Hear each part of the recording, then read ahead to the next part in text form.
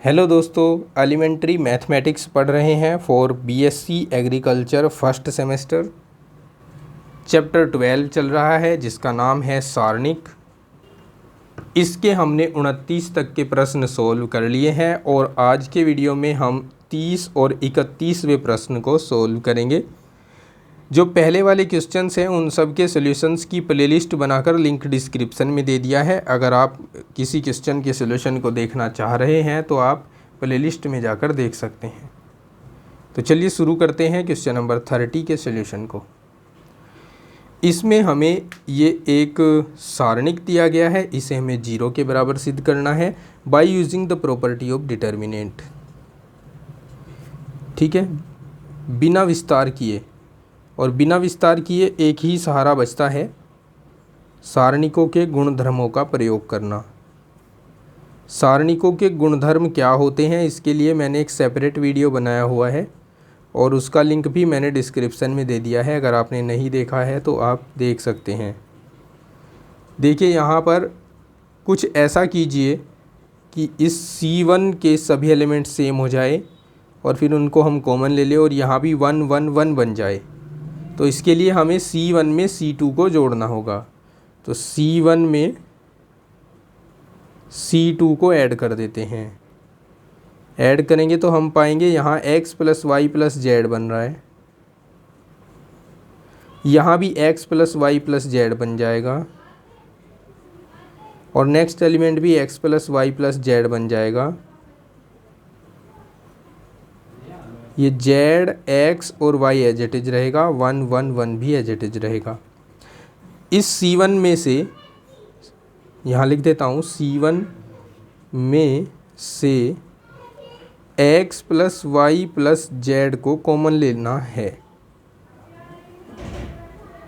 Common लेने पर common लीजिए तो ये x + y + z कॉमन आ गया। तो यहाँ बन जाएगा हमारे पास 1 1 1 z x y 1 1 1। हम देख रहे हैं चूँकि C1 व C3 सर्वसम है,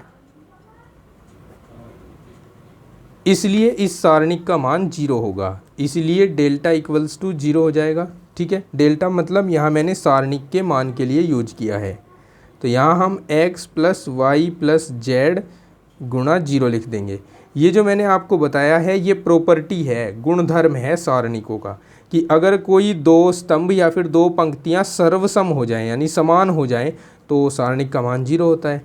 तो ये = 0 आ जाएगा और यही हमारे क्वेश्चन का RHS है। क्लियर? आसान क्वेश्चन था ना। चलिए नेक्स्ट क्वेश्चन सोल्व करते हैं। इस क्वेश्चन में हमें 31 में हमें एक सारणिक है दी हुई जिसको हमें इस समीकरण के इक्वल सिद्ध करना है। तो LHS लेकर चलते हैं।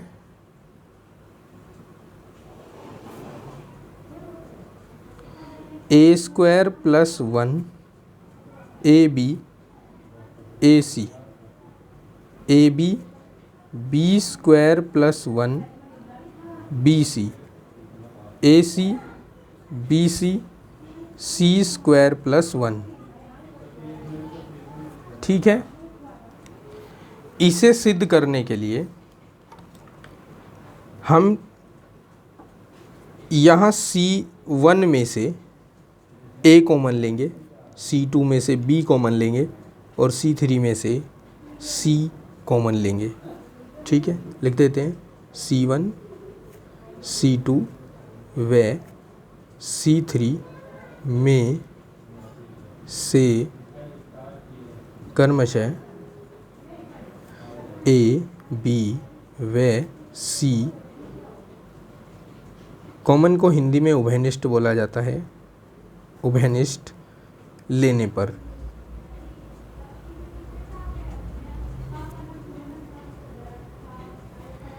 तो बाहर आ जाएगा A B और C। देखो यहाँ A² है, A हमने उभयनिष्ठ ले लिया तो A बच गया। यहाँ A था ही नहीं, जहाँ A है ही नहीं वहाँ से हम अगर A कॉमन ले रहे हैं तो ए को उस टर्म के अपॉन में लिख दीजिए जिसमें से कॉमन ले रहे हैं, ठीक है। जहाँ से अगर हमें कुछ कॉमन लेना है और वहाँ वो है नहीं, तो हमें कॉमन लेकर उस पद के बटे में उसको रख देना होता है। यहाँ हमारे पास यहीं पे आते हैं, ए यहाँ से कॉमन चला गया तो बी बच गया, और ए यहाँ से कॉमन चला गया तो सी बच गया। यहाँ से बी कॉमन ले रहे हैं तो यहाँ ए बच जाएगा, यहाँ बी प्लस 1/b बच जाएगा, बी प्लस 1/b, और यहाँ सी बच जाएगा। यहाँ से सी कॉमन ले रहे हैं तो ए बी और सी प्लस 1/c बच जाएगा। क्लियर है? चलिए अब हम इस अपॉन को हटाने के लिए R1, R2 और R3 में मल्टीप्लाई कराएंगे respectively A, B and C से। तो R1, R2 व R3 में क्रमशः A, B व C गुणा करने पर A, B, C। देखिए हम ना जब मल्टीप्लाई करा रहे होते हैं खुद से तो हमें डिवाइड भी करवाना होता है। तो अगर हम A से इसमें मल्टीप्लाई करा रहे हैं तो A से डिवाइड भी कराना होगा, B से मल्टीप्लाई करा रहे हैं तो B से डिवाइड भी कराना होगा, C से मल्टीप्लाई करा रहे हैं तो C से डिवाइड भी कराना होगा, ठीक है। यहाँ मुझे लिखना था गुणा व भाग। अब भाग वाले एलिमेंट्स को हमने बाहर लिख दिया पहले ही, तो अब हमें आगे लिखना है, यहाँ A² हो जाएगा, यहाँ +1 बच जाएगा क्योंकि A से A कैंसिल होकर +1 बचेगा, यहाँ भी A² बन जाएगा, यहाँ भी A² बन जाएगा, यहाँ B², यहाँ B² +1 और यहाँ भी B², यहाँ C², यहाँ C² और यहाँ C² +1 आ जाएगा। ओके, अब ऐसा करने से हमारा फ़ायदा क्या हुआ, पहले तो हम देखें कि इससे हम इसको काट देते हैं। अब हम R1 में ऐसे एलिमेंट बना सकते हैं जो सेम हो और उनको कॉमन लिया जा सके। कैसे? जब हम R1 में R2 और R3 को ऐड करेंगे तब। तो यहाँ पर हम संक्रिया लगाएंगे, R1 में R1 + R2 + R3, तो हम देखेंगे हमारे पास आएगा 1 + A² + B² + C², 1 + A² + B² + C², यहाँ भी 1 + A² + B² + C², और यहाँ भी 1 + A² + B² + C² आ जाएगा, ठीक है। बाकी सब एलिमेंट एज इट इज बने रहेंगे।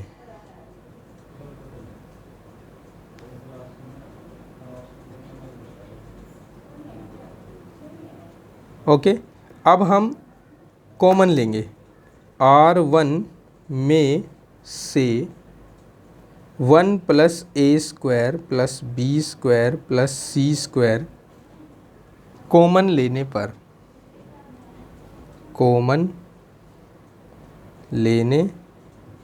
पर तो हमारे पास बच जाएगा 1 + A² + B² + C²।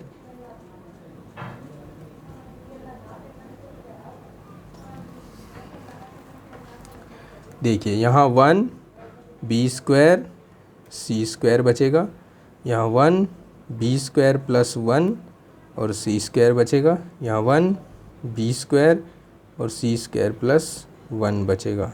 ओके, अच्छा जी, अब हम यहाँ 0 बनाते हैं। 0 बनाने की प्रक्रिया हम कुछ इस तरह से लेंगे कि C1 में से C3 घटा देंगे, C2 में से भी C3 घटा देंगे। तो यहाँ पर ऑपरेशन लगाएंगे, C1 में C1 - C3 व ऑपरेशन लगाएंगे C2 में C2 - C3, ठीक है। लगाइए ऑपरेशन,